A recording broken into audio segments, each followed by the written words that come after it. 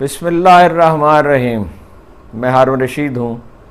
कई दिन से आपसे बात नहीं हो सकी, इसलिए कि तबीयत मांद है और पहम सफ़र में रहना पड़ा। अब कदर थकावट दूर हुई है तो आपसे बात कर रहा हूँ। ख़बरें तो दो एक हैं बहुत अहम, अगरचे सबसे अहम खबर वही है कि तहरीक इंसाफ को इक़्तिदार में आने नहीं दिया जाएगा, उसकी खीरकुन मकबूलियत के बावजूद।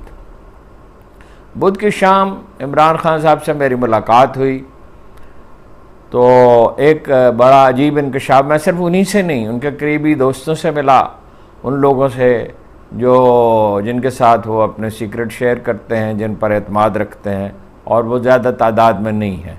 तो मालूम हुआ कि शाह महमूद कुरैशी पर उनका एतमाद ख़त्म हो चुका है, अगरचे वो इसका ऐलान अभी नहीं कर रहे, इजहार नहीं कर रहे। सिर्फ शाह महमूद ही नहीं, वो उनके करीबी ज़राए का कहना यह है, ये नहायत ही काबिल एतमाद ज़राए है, नहायत ही काबिल एतमाद, जिनके गलत बयानी करने का कोई सवाल नहीं।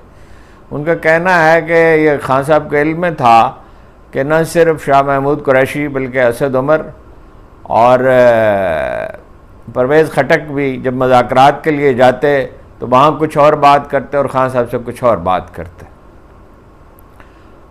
असद उमर के बारे में उन्होंने ये कहा कि ये अजीब बात है कि वो कहते हैं कि मुझे पॉलिसियों से इत्तफाक नहीं था। वो पार्टी के सेक्रेटरी जनरल थे, अगर इख्तलाफ था तो उस वक्त उसका इजहार करते। और फिर उन्होंने ये भी कहा कि खुदा का शुक्र है ये सब लोग अलग हो गए, मगर इससे ज़ाहिर है खान साहब की ये कमज़ोरी तो ज़ाहिर होती है कि मरदम शनासी उनमें नहीं है और उनके गिरद ऐसे लोग जमा हो गए थे। एक और साहब का जिक्र उन्होंने किया जो वज़ीर सेहत बनाए गए और बाद में पार्टी के सेक्रेटरी जनरल बनाए गए, उनके कुछ कारनामे उन्हें बयान के दोहराने की ज़रूरत नहीं, उससे कराहत होती है। एक ख़बर यह है कि यूक्रेन के लिए पाकिस्तान में भर्ती करने की कोशिश की जा रही है। मेरे एक जानने वाले जनरल साहब हैं, मैं उस ज़माने से उन्हें जानता हूँ जब वो फ़ौज में थे और बहुत ही साफ़ सुथरे, अंग्रेज़ी में जो जिसे कहते हैं स्ट्रेट आदमी हैं और अपनी सदाकत शायरी की शोहरत रखते हैं। तो उनके पास एक साहब आए और उन्होंने कहा कि यूक्रेन के लिए मैं भर्ती होने के लिए आमादगी ज़ाहिर की है, मुज़ाहरा खुफिया तौर पे किया जा रहा होगा और मालूम नहीं अदारों के इल्म में है या नहीं है। तो $3300 अदा किए जाएंगे, $3300 तनख्वाह होगी और मुझे बताया गया कि हमें सेकंड डिफेंस लाइन पर रखा जाएगा। इस पर मैंने उनसे कहा कि सेकंड डिफेंस लाइन पर कैसे रखा जाएगा, वो ज़ाहिर है फर्स्ट डिफेंस लाइन पर रखेंगे। तो उन्होंने कहा हाँ मैं आपसे इत्तफाक करता हूँ। बहरहाल उन्होंने उनसे मशवरा दिया कि वो माजरत कर ले और उसने उनसे माजरत कर ली। अदारों को इसे देखना चाहिए।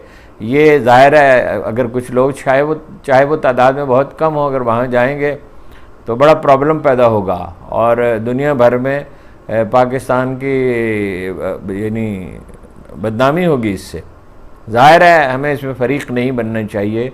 इमरान खान साहब कह चुके हैं और लोग कह चुके हैं और ज़ाहिर है कि अस्करी क़यादत की और हुकूमत की पॉलिसी भी यही होगी।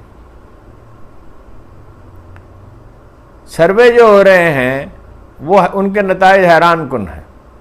अब लोग आम लोग भी ज़ाहिर है कैमरे लेकर जाते हैं बाज़ारों में और एक सवाल पूछते हैं कि अगर तहरीक इंसाफ के अपने नुमाया लीडरों को टिकट न दे सके और किसी आम दर्जी को, खांचा फरोश को, किसी गुमनाम आदमी को टिकट दे दे तो वो क्या करेंगे?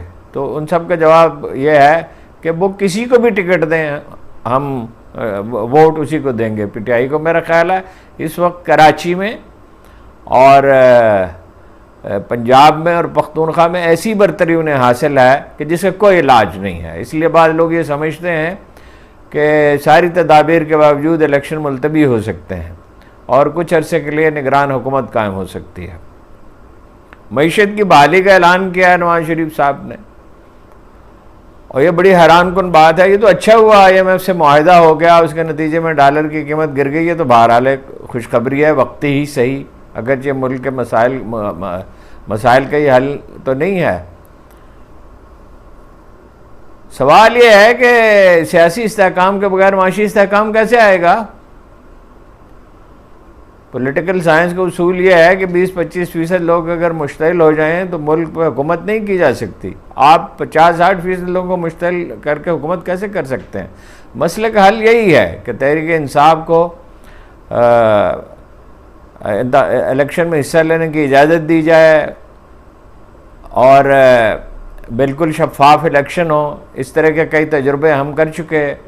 1971 की दिलदोज़ यादें भी अभी बाकी हैं। और इसके अलावा कोई इलेक्शन फेयर तो आज तक भी 70 के इलेक्शन को फेयर कहा जाता है। वो कैसा फेयर इलेक्शन था जिसमें कई पार्टियों को रुपया दिया गया था और कोशिश की थी या खान ने कि कुछ 40-50 अरकान उनके हों, अगरचे वो इसमें कामयाब नहीं हो सके थे। और यहाँ भुट्टो की अक्सरियत थी 2 सूबों में और दो बड़े सूबों में, सिंध में और पंजाब में, और वहाँ शेख मुजीबुर रहमान जीत गए थे। और उसका नतीजा क्या हुआ था? खुदा न खास्ता, ये बात तो सही नहीं है कि मुल्क टूटने का ख़तरा है, लेकिन दांत गाड़े हुए है भारत और टेररिज्म में इजाफा हो रहा है। $500 मिलियन तो सिर्फ बलूचिस्तान के लिए वक्फ हैं। ऐसे हालात में ये कशीदगी जिसकी कोई एक फरीक ज़िम्मेदार नहीं है, कई फरीक उसके ज़िम्मेदार हैं, तहरीक इंसाफ समेत। और उसमें समंदर पार बाद पाकिस्तानियों का तर्ज अमल भी जो है अफसोसनाक है कि जो दलील के बजाय गाली देते हैं। जब उनसे कहा जाता है कि ताकत दलील की होती है, गाली की नहीं, तो ये बात उनकी समझ में नहीं आती और जवाब में वो तानाजनी करते हैं।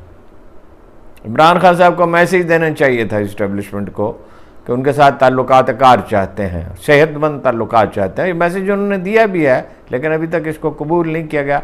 बाद लोगों का ख्याल है कि एक ज़रा सी, एक बहुत मामूली सी बर्फ़ पिघलने लगी है और हालात तब्दील हो सकते हैं। कुछ अदालती फ़ैसलों से भी लोग ये नतीजा अख़ज़ कर रहे हैं कि मसलन चौधरी परवेज़ इलाही की ज़मानत हो गई है। अब ये तो देखिए कल पता चलेगा उन्हें रिहा किया जाता है या नहीं किया जाता। वरना चौधरी शुजात के फर्जंद ने तो ये कहा था कि वो तो तैयार है, मुँह से लाई रुकावट है। तहरीक इंसाफ के गिरफ्तार कारकुनों को रिहा करना चाहिए। ये कैसे इलेक्शन होंगे जिसमें एक आदमी का नाम लेने की इजाज़त ही नहीं है? ये कैसे इलेक्शन होंगे जिसमें एक पार्टी के उम्मीदवारों का ताक़ुब किया जा रहा होगा?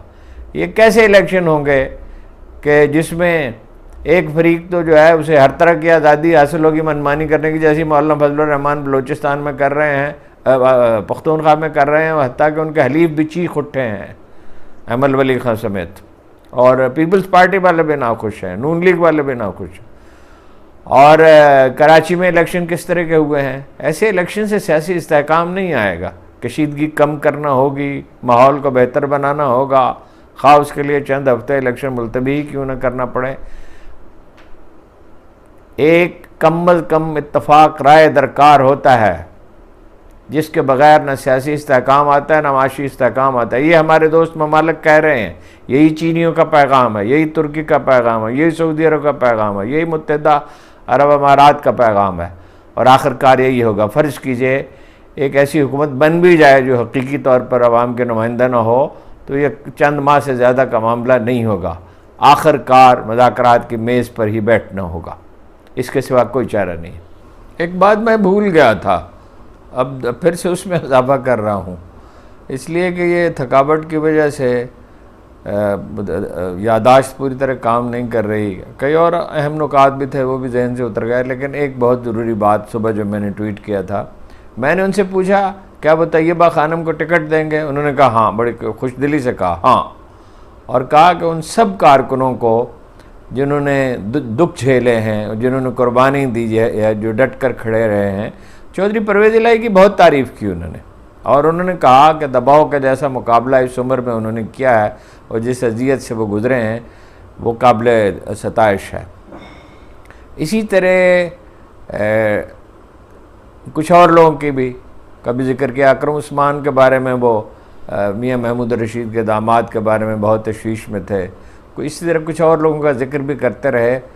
तो बहरहाल जैसे जैसे वो कुछ बातें याद आएंगी, आज तो मैं बहुत थका हुआ था, तो उसमें कोई कल या परसों में अर्ज़ करूँगा आपसे।